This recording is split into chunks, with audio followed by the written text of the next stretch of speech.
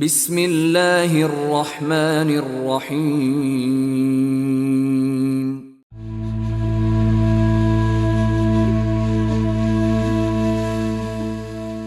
حضرت اوس بن عبداللہ رضی اللہ تعالی عنہ بیان کرتے ہیں کہ مدینہ والے شدید قحط میں مبتلا کیے گئے تو انہوں نے حضرت عائشہ رضی اللہ تعالی عنہا کے پاس شکایت کی تو حضرت عائشہ رضی اللہ تعالی عنہا نے کہا، نبی صلی اللہ علیہ وآلہ وسلم کی قبر کی طرف دیکھو اور اس میں اس طرح سوراخ کر دو کہ آپ صلی اللہ علیہ وآلہ وسلم اور آسمان کے درمیان چھت نہ رہے۔ اوس بن عبداللہ رضی اللہ تعالی عنہ کہتے ہیں کہ انہوں نے ایسا ہی کیا تو ہم پر بارش برسنے لگی، گھاس اگ آئی اور اونٹ ایسے موٹے ہوئے کہ ان کی کوکھیں چربی سے پھول گئیں۔ اس سال کا نام عام الفتق یعنی چوپایوں کے موٹا ہونے کا سال رکھا گیا۔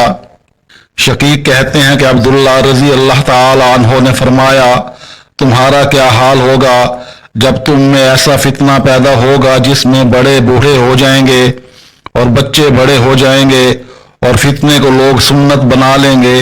جب وہ بدلا جائے گا لوگ کہیں گے سنت بدل دی گئی۔ لوگوں نے کہا، اے عبد الرحمن ایسا کب ہوگا؟ انہوں نے کہا، جب پڑھنے والے زیادہ ہوں گے اور سمجھنے والے کم ہوں گے اور تمہارے عمراء زیادہ ہوں گے، تمہارے امین کم ہوں گے اور دین کے کام سے دنیا تلاش کی جائے گی۔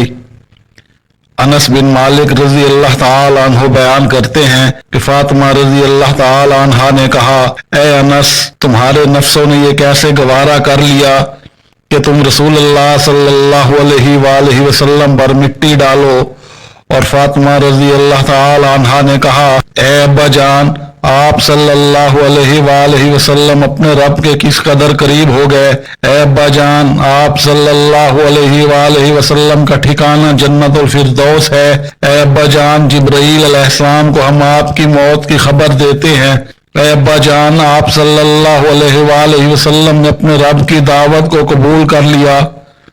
حضرت جابر رضی اللہ تعالی عنہ بیان کرتے ہیں کہ نبی صلی اللہ علیہ وآلہ وسلم جب کسی راستہ پر چلتے اور آپ صلی اللہ علیہ وآلہ وسلم کے پیچھے کوئی اس راستے پر چلتا تو آپ صلی اللہ علیہ وآلہ وسلم کی خوشبو سے، یا راوی نے کہا آپ صلی اللہ علیہ وآلہ وسلم کے پسینے کی خوشبو سے وہ پہچان جاتا تھا کہ آپ صلی اللہ علیہ وآلہ وسلم اس راستے سے گزرے ہیں۔